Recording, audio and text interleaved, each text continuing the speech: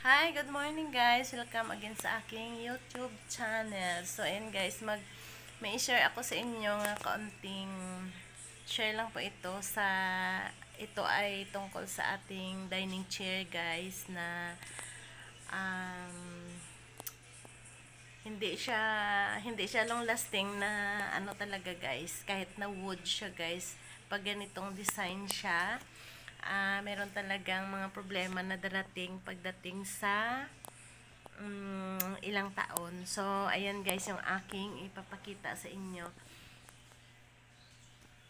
Ito siya, yung ating dining chair guys, na wood in combination sa ating foam. Yung kanyang, ano tawag dito, yung kanyang upuan, tsaka yung ito guys, oh.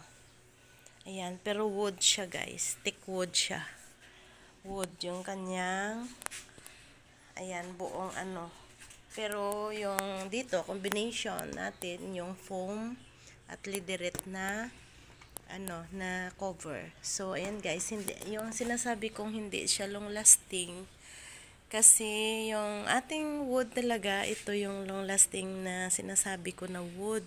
Pero yung pag nilagyan natin guys ng ganito, na combination, which is ano ito, foam, tsaka yung kinover lang siya ng lideret guys. So, ayan.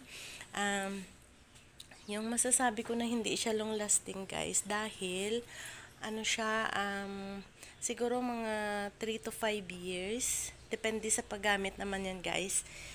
Maano talaga siya, mayroon talaga siyang expiration, lalo na yung foam sa loob, tsaka yung lideret natin. So, ayan guys, kung nakikita nyo, oh, ang dumi niya. Ayan, yan yung mga disadvantage saka advantages ng ganitong uri ng design na foam tsaka lideret. Unlike kung ano siya, kung wood talaga siya lahat guys. Yung wood, yung problema lang sa wood natin, pag tumatagal siya guys, yung kanyang paint lang yung parang mag-iiba, pero hindi siya totally na mag-iiba, na hindi siya pangit tingnan. Unlike dito guys, oh. Ayan. Nakikita nyo yung mga stain na yan. Ayan. Nag-stain yung mga alikabok, ganyan. So, makukuha naman siya, pero parang mahihirapan ka na guys. So, ayan. At, ayan, after 5 years, ayan, 5 years na yata to. Ayan guys, oh. Hindi siya long lasting. So, ayan lang guys, yung aking maisi-share. So, ang gagawin natin dyan,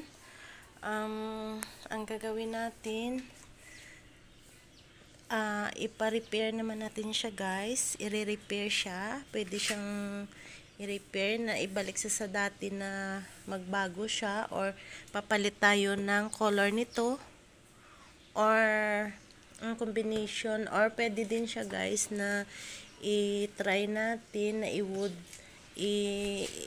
siya guys, para ayan nga yung sabi ko, maging long lasting siya. So, ayan guys, yung mga problem sa mga dining chair pag nagtagal. Pero pag bago pa naman siya, maganda naman siya tingnan, tsaka elegant siya tingnan guys, kasi wala siyang maraming mga carvings. So, ayan. Ayan guys, thank you for watching. Ayan. So, ayan guys. Ayan. Ayan, kung nakikita nyo. Ito siya. So, ipapalit natin yan. I-repair siya later on lang. Ayan, last time yung aking table.